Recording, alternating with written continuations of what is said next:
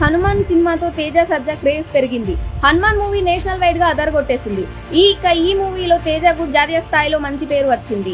అందుకే ఇకపై అన్ని కూడా పాన్ ఇండియన్ సబ్జెక్టులనే ఎంచుకోవాలని ప్రయత్నిస్తున్నట్టుగా కనిపిస్తోంది. తాజాగా వదిలిన మిరాయి గ్లిమ్స్ చూస్తే అంతా షాక్ అవ్వాల్సిందే. తేజ సజ్జా హనుమాన్ మూవీతో పాన్ ఇండియన్ రేంజ్ లో సౌండ్ చేశాడు.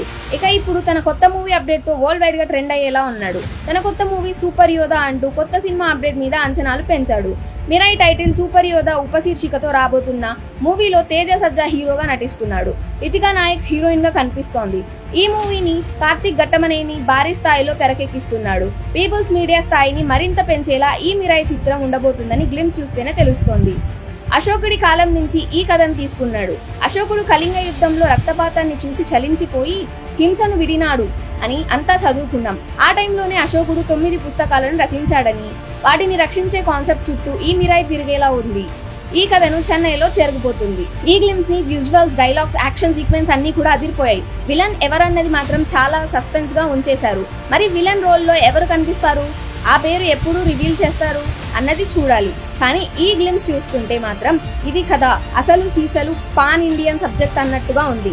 ఆర్ఆర్ విజువల్స్ తో మాత్రం నెక్స్ట్ లెవెల్లో ఉన్నాయని నెటిజన్లంతా ప్రశ్నిస్తున్నారు.